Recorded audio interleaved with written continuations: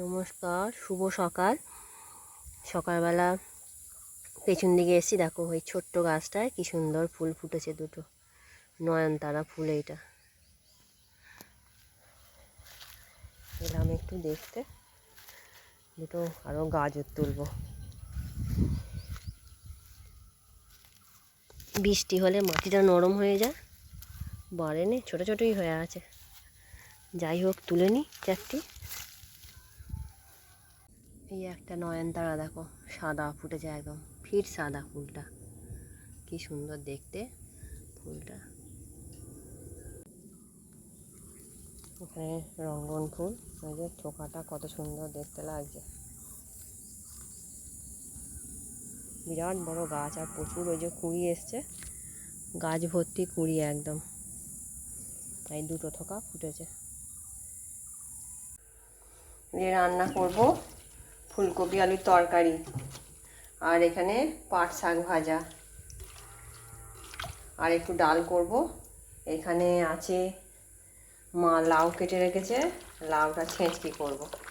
এখানে পাট শাক ভাজা, লাউয়ের ছেঁচকি করেছি একটু, আর এটা শুধু ঝিঙে পোস্ত করছি, শুধু ঝিঙে পোস্ত। ফুলকপিগুলো একটু ভেজে নিচ্ছি, হালকা নুন দেবো ফুলকপিগুলোতে, নুন দেবো আর একটু হলুদ দেবো, দিয়ে ভালো করে ছাঁকা করে ভেজে নেবো ফুলকপিটা।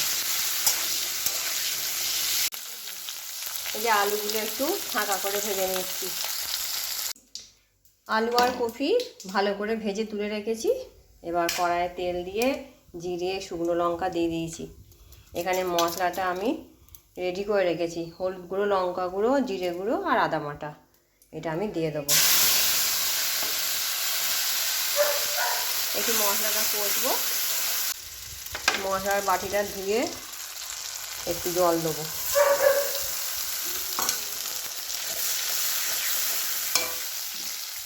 তরকারিতে তো কপিটায় নুন দেওয়া আছে, এটা হালকা করে নুন দেবো। একটু চিনি দেবো, নিরামিষ তরকারি একটু চিনি দিলে ভালো লাগে। টমেটো কুচানো আছে, দিয়ে দেবো।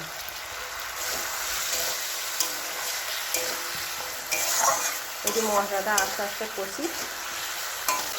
মশলা ভালোভাবে আমার কষানো হয়ে গেছে, এই যে মশলা দিয়ে তেল ছেড়ে দিয়েছি। এবার আমি ভেজে রাখা আলু আর কপিগুলো দিয়ে দেবো।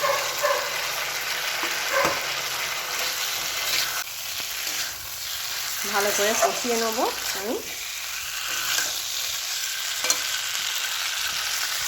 ভালো করে কষা হয়ে গেছে। একটু জল দিয়ে দিলাম।